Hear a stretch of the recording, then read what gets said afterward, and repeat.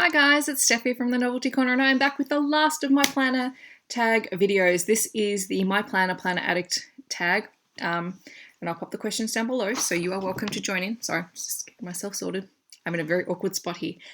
Actually, before I even do that, someone ages ago asked me to film a video of my crafting space. Ladies and gentlemen, my crafting space. So I literally, this is my crafting space. The rest of the side is my room. I've talked about in my past planner tag videos that I'm actually having an apartment built, and so at the moment I am confined to a very small space. Not that I'm going to have much more space in my apartment, but I will have more space than I have here. But anyway, that's beside the point. I'm here to do the Planner Addict tag. So I'll run through some of these questions quite quickly because I have already answered them in the Miss Trenchcoat Perfect Planner tag and the Mrs. Brimble's organisation tag, and I'll leave those videos down below for you so you can check them out. And consider yourself tagged. I'm just going to do this now because I forgot to do it in my other video. Consider yourself tagged. If you would like to do this planner tag, do it. Can't wait to see it, and link it down below for me so I can come and like your video as well. Okay, so question 1, what planner are you currently using? We've talked about it. You're probably sick of seeing it. It's this one, the Kikki.K medium size Why Not planner. What planner or planners have given you planner peace? This one and the black leather time planner. These two I will never ever ever ever ever ever get rid of, and I can say that with certainty because I keep getting new planners and then going, why did you buy that, Steph? You're never going to use it. I use these and some of my traveler's notebooks as well. So there's those two planners. Question 3, Filofax, Midori or Erin, Condren. Kikki.K, because the two that I use the most are my Kikki.K planners. Nothing against the other brands. Love them. I don't have any Midori traveler's notebooks, but I do have a Foxy Fix and then a Confetti Dory and a few other bits and pieces. Oh, and I also have a little tiny Lara Dory as well, which is brand new and I haven't started using yet. But my planners of choice are the Kikki.K ones, if you couldn't tell that already. Okay, question 4, pocket, personal, A5 or binder. I'm assuming that binder means like a big folder. Personal size / medium size planners, those work best for me, with the exception of my weekly planner, which is an A5 size one. All of my A5 size planners, or my large size Kikki.Ks, tend to get used for projects as opposed to planning. Okay, question 5, where do you get inspired the most? YouTube, Instagram or Pinterest? YouTube. That's how I got into the whole crazy planner world to begin with. Although I do love seeing things on Instagram, but I tend to find that I end up with lots and lots of planner pictures on Instagram, which ends up being sort of over the top for me, and I tend to scroll through them, whereas on YouTube I like to sit and watch people either decorate or talk about their planners and things like that. I like hearing the stories behind it. And Pinterest is pretty good too. I spend a lot of time on there as well. Question 6, what's your go-to pen? Okay, now my go-to pens. I have 2. A while ago, if you've been following my channel for any period of time, you'll know that when I first started planning, I did start using friction pens, which everyone seems to like because they're erasable. I use them and then I stopped using them, and my philosophy behind stopping using friction pens is I don't believe that they're archival safe. My planners are for memory keeping as well. So I do Project Life. But I also archive my planner pages because I put a lot of effort and time into decorating them and making them mine.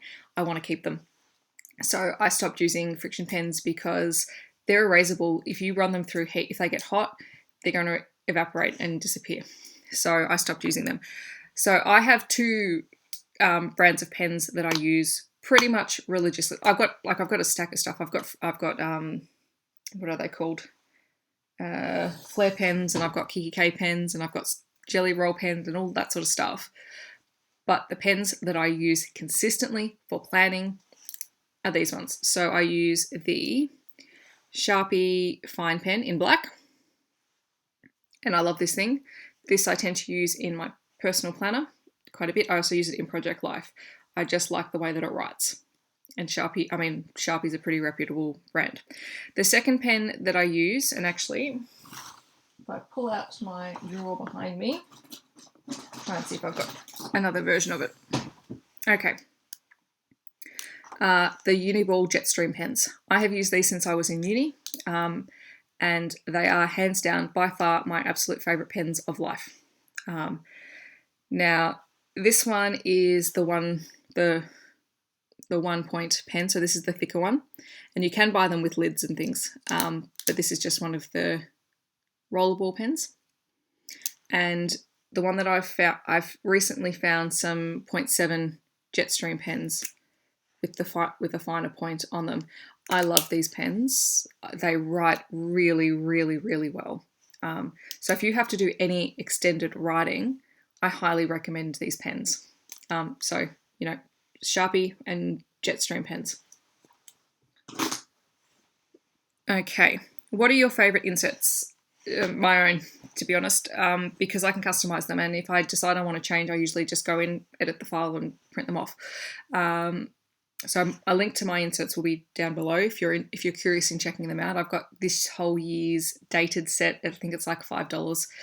So if you're looking to try out some inserts, you can check out that link if you're interested. I prefer really minimal layout design inserts so that I can go in with some really heavy decorating. That's just my style. If you're looking for really cute decorated pages, I love Anna, aka Mrs. Brimble's inserts. I think she's got some really cute illustrations, and you just print them out and you use them as you need to. I have used those before. Open Quote Designs also has some really, really nice printable designs. If you're looking for Traveler's Notebook kind of inserts, I would say Happy Scrappy makes really nice ones, and I do use those in my Traveler's Notebooks. Yeah, those tend to be the ones that I go for. I know people like, look, I'll be honest, there's tons and tons and tons of designs out there. Whether you're looking for printed ones or digital ones that you can print yourself, that really depends on your style. I tend to prefer printing them myself because then I can control the type of paper and how many I have of each. So, question 8, stickers, post-it notes, or page flags? Stickers. I've had my rant in a previous video. I don't do post-it notes anymore. They drive me nuts. And I do use page flags to mark out, and actually I can probably show you. I tend to use page flags to mark things in advance. So, where's a good example? Let me just find something. Okay, so in my July spread, look, you're getting a sneak peek of July's monthly spread, I'll use post-it notes to mark in things that I know need to go in there that month. I also use post-it notes, sticky flags to mark in ideas for future planner layouts. So if I want to put something in a particular week and I'm still working on it, I put a page flag in there. Sorry, my ears itching. I put a little note on the top about what I'm thinking of, and that way I can also move them around if I change my mind. So I do keep page flags in here now, but full-on post-it notes, I don't use them. Question 9, keep it simple or deck it out? Deck it out. Go for it. Do whatever strikes your fancy. For me, it's decorating. I love that creative outlet. I am a creative person who likes to put things down and who likes to use things and make things look pretty. If it's pretty, I'll use it. I know that sounds really, really bad, but I can't help it. That's the way it is. Question 10, how many sections do you have in your planner? I did answer this in a previous video. I have 7 sections, which equals a total of 8 dividers plus an additional 2 dashboards. I have a clear dashboard, I have an illustrated dashboard by Anna, and then I have 8 dividers, the last one of which stops my pages from curling underneath the rings. Do you use a planner for school? Well, technically yes, because I'm a teacher and I do work at school, but I'm not in school. So I use talked about it, Traveler's Notebook at the moment, which this week I'm actually switching out for my ring-bound planner, because I made some little inserts just that mirror what's going on in here, and a couple of these books I'll actually switch into this one. It is primarily to track my work to-dos, school events and things like that. Then I have electronic planners for my actual lesson plans. Question 12, rings, spiral bound, disc bound, or other, and why? I like rings. I like the rings and I like the traveler's notebook system. I like the rings because I like being able to take things out really easily. I like the elastics in the traveler's notebook because I like making little books. And they are fairly easy to take out, although when you start putting in more notebooks than you have strings, then it becomes a little bit trickier to pull things in and out because you have to use elastic bands and things to get everything to stay. So that does become a little bit tricky. I do actually like the disc-bound system. I have a disc-bound punch, and I also do have a few disc-bound bits and pieces that I use for various things. And at work, I actually have pockets, display books that use the disc-bound system, and I find them really handy for storing things and being able to pull out the pocket and access what I need. So I do like that system. I just haven't found anything in that style that works for me at the moment. So that's my answer to that. Spiral bound, can't do it. Again, personal preference.